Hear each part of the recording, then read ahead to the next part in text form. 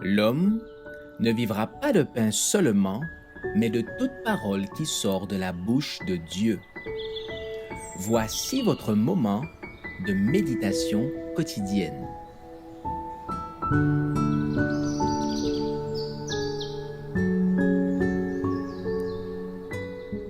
Avec Dieu chaque jour.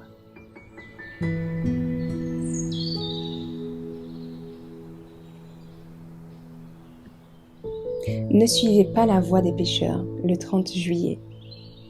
Mon fils, si tes pécheurs veulent te séduire, ne te laisse pas gagner. Mon fils, ne te mets pas en chemin avec eux. Détourne ton pied de leur sentier. Proverbe 1, versets 10 à 15. L'action du Saint-Esprit est neutralisée par les amusements plus que par toute autre chose. Le Seigneur en est attristé. Ceux qui ont une expérience religieuse artificielle se réunissent volontiers pour des amusements agréables. Leur influence se fait sentir sur d'autres personnes. Parfois, des jeunes gens et des jeunes filles qui s'efforcent d'être chrétiens au sens biblique du mot se laissent attirer par ces sociétés. Pour ne pas se singulariser, ils suivent leur inclination naturelle et se placent sous l'influence de personnes dont l'esprit et le cœur n'ont peut-être pas été touchés par la divine grâce. S'ils avaient considéré avec prière la règle divine, pour voir ce que le Christ a enseigné concernant les fruits de l'arbre chrétien, ils auraient vu que ces passe-temps étaient des banquets préparés pour empêcher les âmes de participer au souper des noces de l'agneau. Il arrive parfois qu'en fréquentant des lieux de divertissement, des jeunes à qui l'on a soigneusement enseigné les voies du Seigneur éprouvent les séductions de l'influence humaine et s'attachent à des personnes ayant une éducation entièrement mondaine. Ils se vantent comme esclaves en s'unissant pour la vie à des personnes n'ayant pas l'ornement d'un esprit chrétien. On vous invitera à vous rendre dans des lieux de plaisir.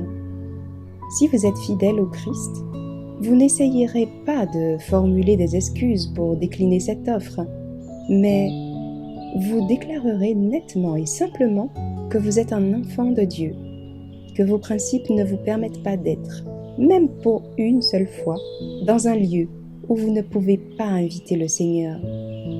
Dieu désire que ses enfants montrent, par leur vie, la supériorité du christianisme sur la mondanité et qu'ils œuvrent sur un plan supérieur et saint.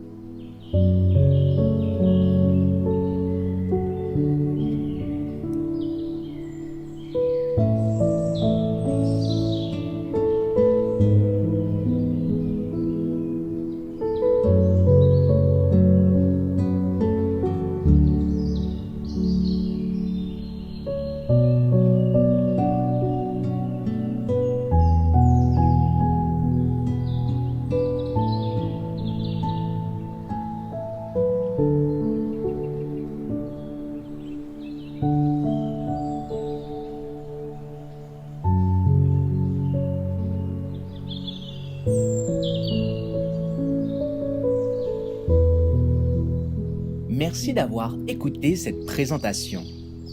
Assurez-vous de nous rejoindre demain pour votre moment de méditation quotidienne avec lereste.org.